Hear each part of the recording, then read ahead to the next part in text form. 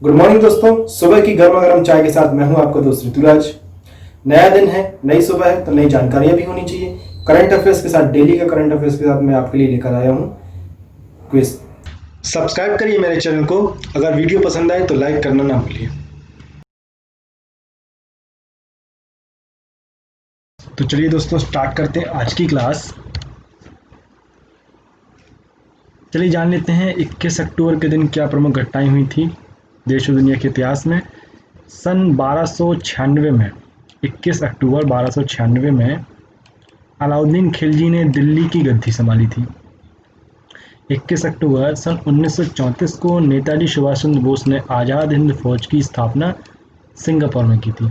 Singapore में नेताजी सुभाष चंद्र बोस ने आज ही के दिन आज़ाद हिंद फौज की स्थापना की थी, जिसने भारत की आज़ादी के लिए बहुत ही अहम भूमिका निभाई थी।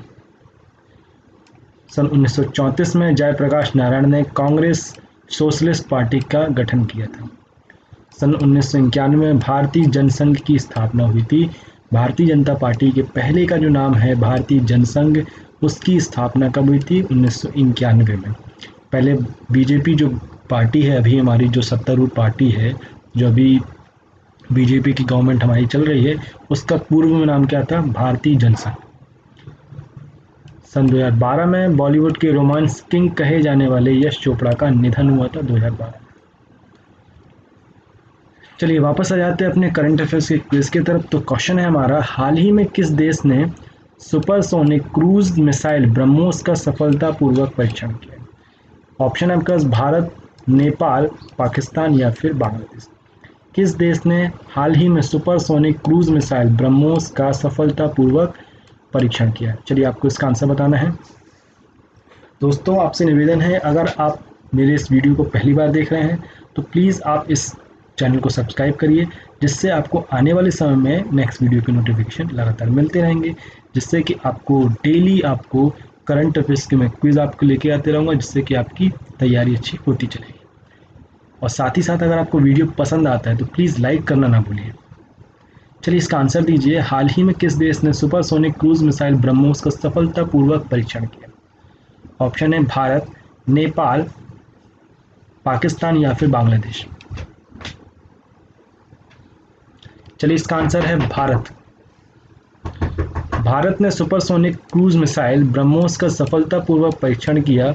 मिसाइल आईएनएस चेन्नई विध्वंसक पोत से दागी गई।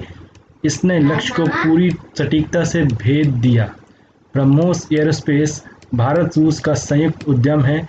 यह सुपरसोनिक क्रूज मिसाइलों का उत्पादन कर रहा है, जो कि पनडुब्बी, जहाज, विमान या जमीन से दागी जा सकती है। चलिए नेक्स्ट क्वेश्चन है, निम्न में से कौन सा देश फेस स्कैन करने वाला पहला देश बन गया है? आपको बताना है हाल ही में किस देश ने फेस स्कैनर नाम की सुविधा चालू की, जिससे कि पूरे देश में, जैसे कि हमारे पे आधार कार्ड चलता है, वहाँ पे उन्होंने फेस स्कैनर नाम का एक नया संस्करण चालू किया है। आपको बताना है वो देश कौन सा है। ऑप्शन है आपके पास पाकिस्तान, चीन, रूस या फिर सिंगापुर।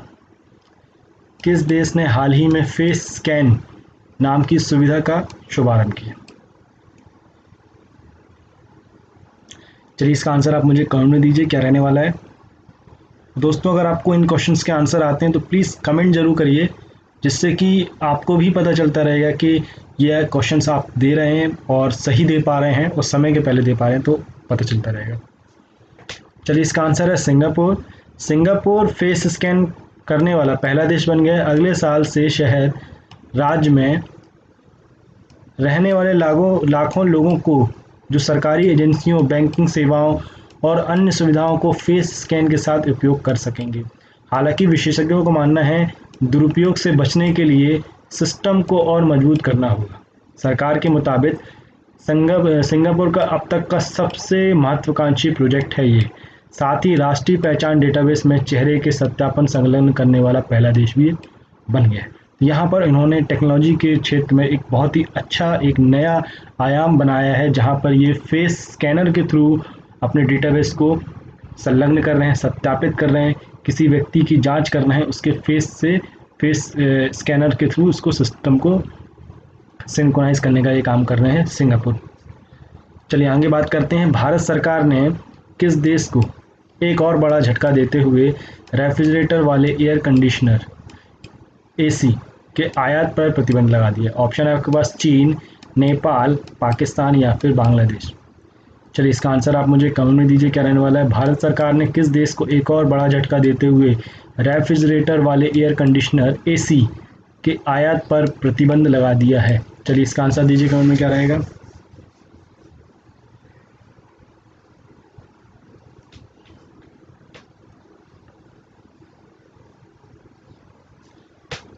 चलिए इसका आंसर है चीन। भारत सरकार ने चीन को एक और बड़ा झटका देते हुए रेफ्रिजरेटर वाले एयर कंडीशनर एसी के आयात पर प्रतिबंध लगा दिया है। व्यापार महानिदेशक की ओर से जारी अधिसूचना में कहा गया कि एयर कंडीशन के साथ रेफ्रिजरेटर के आयात नीति को मुफ्त में प्रतिबंधित की श्रेणी में परिवर्तन किया गया है।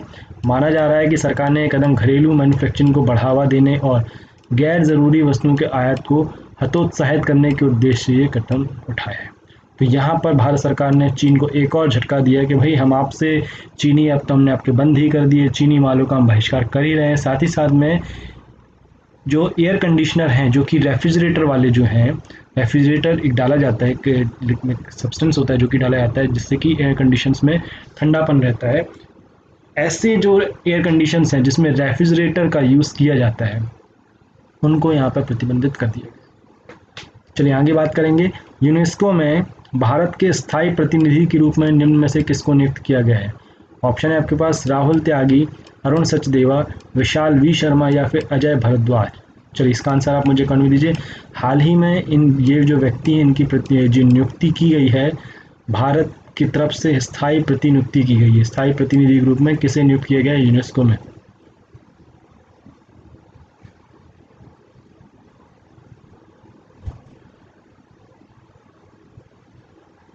चलिए इसका आंसर है विशाल वी शर्मा जी। विशाल वी शर्मा जी को हाल ही में भारत के स्थायी प्रतिनिधि के रूप में नियुक्त किया गया है यूनेस्को में। चलिए अब कुछ जानकारियाँ देख लेते हैं इनके बारे में। विशाल वी शर्मा को यूनेस्को में भारत के स्थायी प्रतिनिधि मंडल का अगला प्रतिनिधि नियुक्त किया गया है। विशाल पेरिस स्थित यूनेस्को मुख्यालय में भारत के स्थायी प्रतिनिधि जावेद अशरफ की जगह लेंगे। चलिए एक काम की चीज़ हमको ये मिल गई कि इसके पहले जो प्रतिनिधि थे वो कौन थे? हमारे जावेद अशरफ जी थे। उनकी जगह पे कौन आए हैं? विशाल वी शर्मा जी आए हैं। संयुक्त राष्ट्र शैक्षणिक वैज्ञानिक एवं सांस्कृतिक संगठन, चलिए यहाँ पे यूनेस्को का फुल फॉर्म हमको मिल गया। संयुक्त राष्ट्र शैक्षणिक वैज्ञानिक एवं सांस्कृतिक संगठन ये सभी चीज़ों को देखता है जो कि शिक्षा से संबंधित हों, वैज्ञानिक दृष्टिकोण से देखते हैं और सांस्कृतिक डेवलपमेंट्स, इन सभी चीज़ों को देखकर ये संगठन बनाया गया है यूनाइटेड नेशन का। इसका मेन काम इन्हीं सभी चीज़ों को बढ़ावा देना है। संयुक्त राष्ट्र का एक घटक निकाय है कौन? यूनेस्को। संयुक्त राष्ट्र की इस विशेष संस्था का गठन 16 नवंबर 1945 को किया गया था। इसका उद्देश्य शिक्षा एवं संस्कृति के अंतर्राष्ट्रीय सहयोग से शांति एवं सुरक्षा की स्थापना करना है। किस राज्य सरकार ने हाल ही में मिशन शक्ति अभियान की शुरुआत बलरामपुर से की है? ऑप्शन है आपके पास उत्तर प्रदेश, बिहार, झारखंड या फिर मध्य प्रदेश। चलिए इसका आंसर आप मुझे कमेंट में दीजिए क्या रहने वाला है। किस राज्य सरकार ने हाल ही में मिशन शक्ति की शुरुआत की है? मिशन शक्ति नाम का एक अभियान जो शुरू किया है बलरामपुर से शुरू किया। आपको बताना है कि यह किस स्टेट में किया गया है। मिशन शक्ति अभियान किस स्टेट ने शुरू किया है? बलरामपुर से।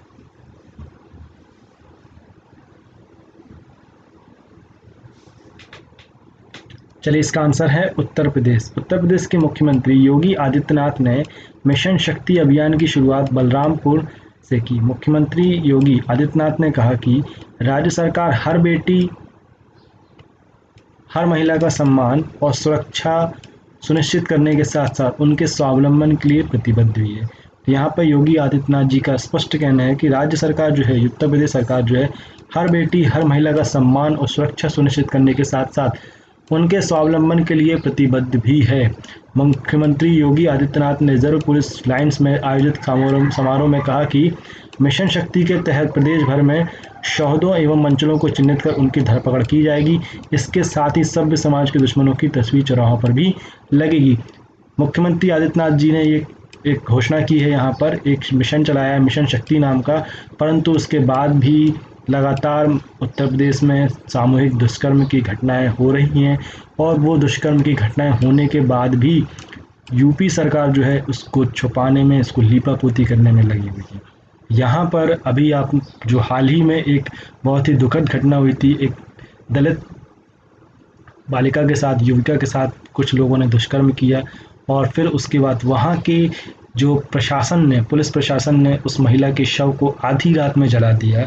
यहाँ पर ये सारी चीज़ें हो रही हैं, उसके बाद भी मुख्यमंत्री योगी आदित्यनाथ जी बोल रहे हैं कि हम महिलाओं के लिए, बेटियों के सम्मान के लिए तत्पर हैं, स्वावलंबन की प्रक्रिया भी हम उनके लिए देख रहे हैं, परंतु यहाँ पर कुछ कमी रह गई, उसके वजह से ये घटनाएं लगातार हो रही हैं और यहाँ पर उत्तर प्रदेश इन सभी घटनाओं पर पर्दा डालने का भी लगातार प्रयास कर रही है, जो कि पूरी तरह से गलत है। चलिए आगे बात करेंगे। अंतर्राष्ट्रीय गरीबी उन्मूलन दिवस, international day of the eradication of poverty, इनमें से किस दिन मनाया जाता है? ऑप्शन है आपके पास 10 जनवरी, 12 मार्च, 15 अप्रैल या फिर 17 अक्टूबर। अंतर्राष्ट्रीय गरीब उन्मूलन दिवस निम्न में से किस दिन मनाया जाता है? चलिए इसका आंसर आप मुझे कमेंट में दीजिए, क्या रहने वाला है? 10 जनवरी को, 12 मार्च को, 15 अप्रैल को या फिर 17 अक्टूबर को।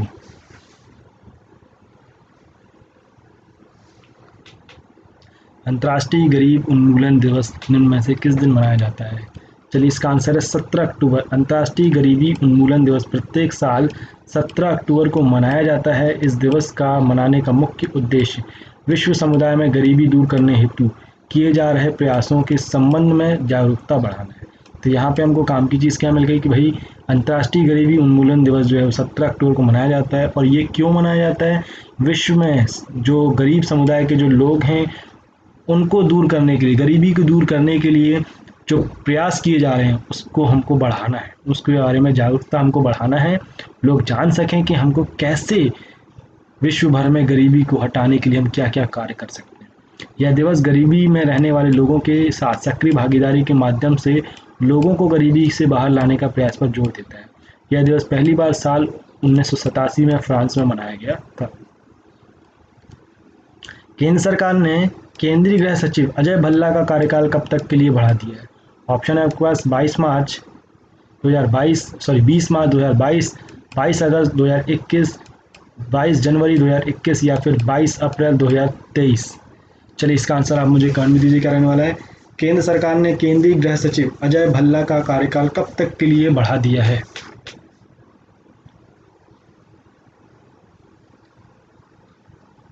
चलिए इसका आंसर क्या रहने वाला है? इसका आंसर रहने वाला है 22 अगस्त 2021 को। 22 अगस्त 2021 केंद्र सरकार ने केंद्रीय गृह सचिव अजय भल्ला का कार्यकाल 22 अगस्त 2021 तक के लिए बढ़ा दिया है। वे अगले 30 नवंबर को सेवानिवृत्त होने वाले थे, लेकिन 1984 बैच के असम मेघालय कैडर के IAS अधिकारी भल्ला को पिछले साल 22 अगस्त को राजीव गौबा के स्थान पर गृह सचिव बनाया गया था। गौबा इस समय कैबिनेट सचिव भी हैं। तो यहाँ पर पिछले साल 22 अगस्त को राजीव गौबा के स्थान पर बनाया गया था। राजीव गौबा जी जो थे इसके पहले गृह सचिव थे, यहाँ पे गृह सचिव थे। अब यहाँ पर बनाया गया है किसको? राजीव भल्ला जी को बनाया था 22 अगस्त को लास्ट ईयर। और अब इनके कार्यकाल को लगभग 1 साल तक के लिए बोल सकते हैं अपन, 22 अगस्त तक के लिए बढ़ा दिया 2021 के लिए। और ये 30 नवंबर को अभी इसी साल सेवानिवृत्त होने वाले थे, परंतु इनकी जो नियुक्ति है उसको बढ़ा दिया गया है लगभग 1 साल तक के लिए। चलिए नेक्स्ट क्वेश्चन है। केंद्रीय स्वास्थ्य मंत्री डॉक्टर हर्षवर्धन ने घोषणा की कि भारत में किस साल तक ट्रांस फैट फ्री होने का लक्ष्य रखा गया है? ऑप्शन है आपका 2025, 2030, 2022 या फिर 2028। चलिए इसका आंसर दीजिए कमेंट में, क्या रहने वाला है? केंद्रीय स्वास्थ्य मंत्री डॉक्टर हर्षवर्धन ने घोषणा की कि भारत किस साल तक ट्रांस फैट फ्री होने का लक्ष्य रखता है। चलिए इसका आंसर दीजिए, क्या रहेगा? चलिए इसका आंसर है 2022। केंद्रीय स्वास्थ्य मंत्री डॉक्टर हर्षवर्धन ने घोषणा की भारत में 2022 तक ट्रांस फैट फ्री होने का लक्ष्य रखा है। यह लक्ष्य विश्व स्वास्थ्य संगठन के लक्ष्य से 1 साल आगे है। यह घोषणा तब की जब मंत्री ने विश्व खाद्य दिवस मनाने के लिए भारतीय खाद्य सुरक्षा एवं मानक प्राधिकरण द्वारा आयोजित एक कार्यक्रम की अध्यक्षता भी की। केंद्रीय विश्व खाद्य दिवस संयुक्त राष्ट्र के खाद्य एवं कृषि संगठन द्वारा हर साल 16 अक्टूबर के दिन मनाया जाता है। तो यहाँ पे हमको एक काम की चीज़ एक और मिल गई यहाँ पे कि विश्व खाद्य दिवस जो है वो 16 अक्टूबर को मनाया जाता है। और ये कौन ऑर्गेनाइज कराता है? विश्व खाद्य दिवस कौन ऑर्गेनाइज कराता है? संयुक्त राष्ट्र संघ के खाद्य एवं कृषि संगठन ऑर्गेनाइज कराता है। 16 अक्टूबर के दिन मनाया जाता है। और यहाँ पर भारत के केंद्रीय स्वास्थ्य मंत्री डॉक्टर हर्षवर्धन जी ने घोषणा की कि भारत अगले 2022 तक ट्रांस फैट फ्री होने का लक्ष्य रखता है। मतलब यहाँ पे जो ट्रांस फैट होता है उससे हम टोटली फ्री हो जाने वाले हैं 2022 तक, ऐसा डॉक्टर हर्षवर्धन जी ने बताया।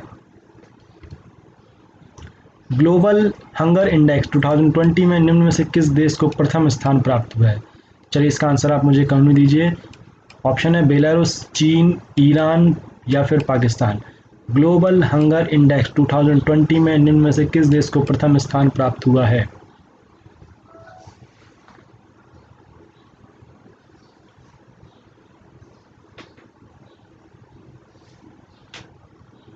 चलिए इसका आंसर है बेलारूस।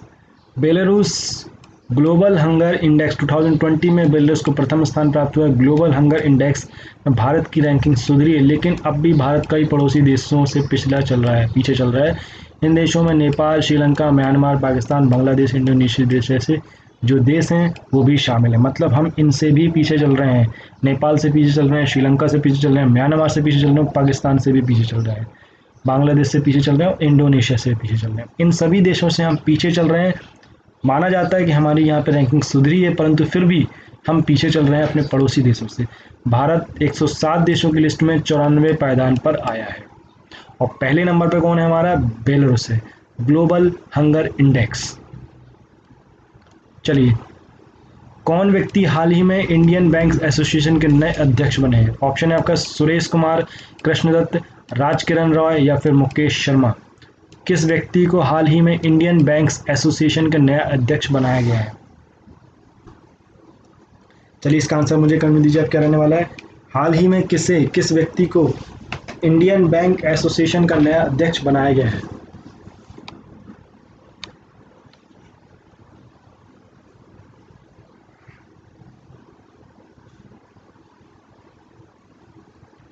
चलिए इसका आंसर है राजकिरण राय।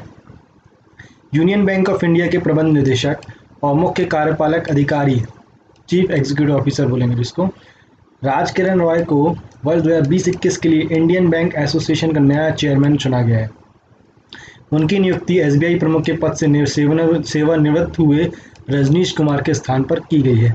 तो इसके पहले कौन थे हमारे? रजनीश कुमार जी थे जो कि एसबीआई के प्रमुख थे। अब कौन आ गए हैं हमारे? राजकिरण राय जी आ गए हैं इंडियन बैंक एसोसिएशन के अध्यक्ष। चलिए आगे बात करेंगे। तो ये तो हो गया हमारा आज के करंट अफेयर्स के, हमने क्विज देख लिए।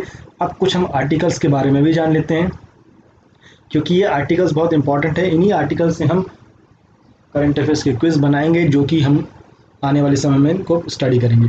भारत ने सुपरसोनिक क्रूज मिसाइल ब्रह्मोस का सफलतापूर्वक परीक्षण किया। भारतीय नौसेना ने हाल ही में BrahMos supersonic missile cruise missile का सफलतापूर्वक परीक्षण किया। यह टेस्ट स्वदेशी स्टील्थ विध्वंसक आईएनएस चेन्नई से किया गया है। परीक्षण के दौरान मिसाइल ने अरब सागर में एक टारगेट पर निशाना लगाया। इसके प्रमुख बिंदु क्या है ये भी देख लेते हैं। यह सुपरसोनिक मिसाइल आवाज़ की गति से 2.8 गुना तेज गति से भी अपने लक्ष्य को भेदने में सक्षम है। इससे पहले डीआरडीओ और रूस के वैज्ञानिकों ने साझा प्रयास से निर्मित जमीन से जमीन पर मार करने वाली क्रूज मिसाइल ब्रह्मोस का सफलतापूर्वक परीक्षण भी किया गया था। तो यहाँ पर हमारा ये जो क्रूज मिसाइल ब्रह्मोस मिसाइल का जो परीक्षण किया गया, ये दूसरा ब्रह्मोस मिसाइल की बात कर रहा हूँ मैं यहाँ पे, क्योंकि इसी महीने इसके पहले एक और ब्रह्मोस मिसाइल का सफल परीक्षण किया गया था। ये ज़मीन से ज़मीन पर मार करने वाला था। ये जो है जो अभी जो रिसेंट में किया गया है क्रूज मिसाइल का परीक्षण, यह ज़मीन से पानी पर, मतलब अरब सागर में यहाँ पर टारगेट बनाया गया था, उसको पूरी तरह से विध्वंस करने के लिए यूज़ किया गया। यह मिसाइल 8.4 मीटर लंबा और 0.6 मीटर चौड़ा है। इसका वजन 3000 किलोग्राम है। यह प्रक्षेपास्त्र 3000 किलोग्राम वजन तक के विस्फोटक ढोने और 300 से लेकर 500 किलोमीटर तक प्रहार करने में सक्षम है। ब्रह्मोस जमीन, हवा, पानी और मोबाइल लॉन्चर से दागा जा सकता है। ब्रह्मोस मिसाइल एक 2 चरणीय वाहन है जिसमें ठोस प्रोपेलर बूस्टर और एक तरल प्रोपेलर रेमजेट सिस्टम भी है। ब्रह्मोस का पहला परीक्षण जो है वो 12 जून 2001 को ITR चांदीपुर से किया गया था। आपको बता दें कि कई दिनों से भारत नई नई किस्म की मिसाइल की 7 पुरानी मिसाइलों का भी प्रायोगिक परीक्षण कर रहा है। ब्रह्मोस एरोस्पेस भारत रूस का संयुक्त उद्यम है जो कि सुपरसोनिक क्रूज मिसाइलों का एक उत्पादन कर रहा है जो पनडुब्बी, जहाज, विमान या जमीन से दागी जा सकती हैं।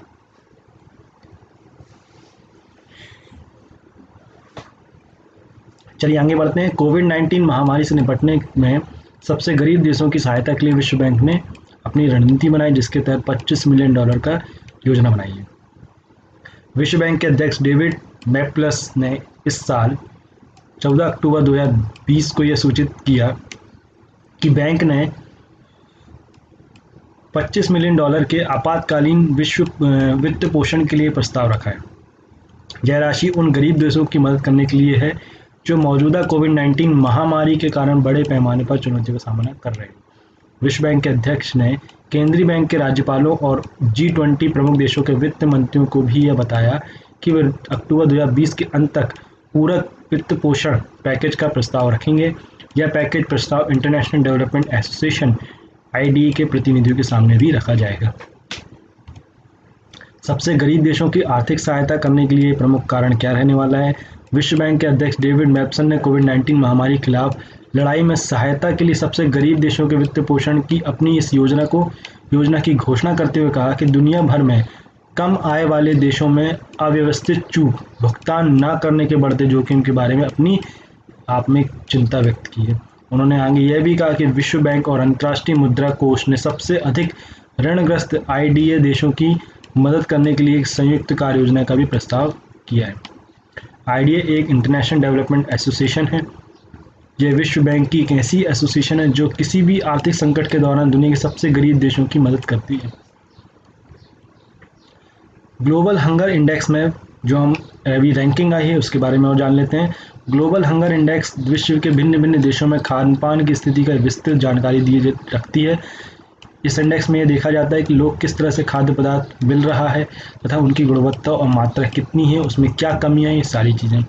यह रिपोर्ट प्रत्येक साल अक्टूबर महीने में जारी की जाती है। International food policy research institute ने ग्लोबल हंगर इंडेक्स की शुरुआत 2006 में की गई थी। वेल्ट हंगर लाइफ नाम के एक जर्मन संस्था ने साल 2006 में पहली बार ग्लोबल हंगर इंडेक्स जारी किया था। चलिए आगे बात करेंगे। केंद्र ने भारत और ईरान चाबहार पोर्ट के बीच कार्गो की आवाजाही पर 1 साल के लिए रियायत दर पर बढ़ा दी है। भारत सरकार ने भारत और ईरान के चाबहार पोर्ट के बीच माल की आवाजाही पर मौजूदा 40% रियायत दर को 1 साल तक के लिए आगे बढ़ाने का फैसला किया है।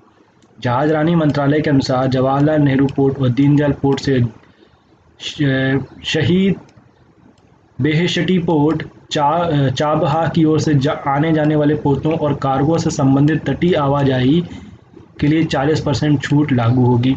इसका उद्देश्य क्या रहने वाला है? इस रियायत की अवधि को बढ़ाने का प्रमुख उद्देश्य ईरान से शाहिद बेहेशती पोर्ट चाबहार के माध्यम से व्यापार को बढ़ावा देना है। यह कदम जवाहरलाल नेहरू पोर्ट और दीनदयाल पोर्ट से शहीद बेहेशती पोर्ट के बीच जारी कार्गो विमानी तटीय आवागमन को बढ़ावा देने के लिए किया गया। रियायत दरों की समयावधि में बढ़ोतरी की गई है। ये जो रियायत पोत संबंधित शुल्क VRS बोला जाता है, जिसको टैक्स को अनुपातिक तौर पर लागू किया जाना है।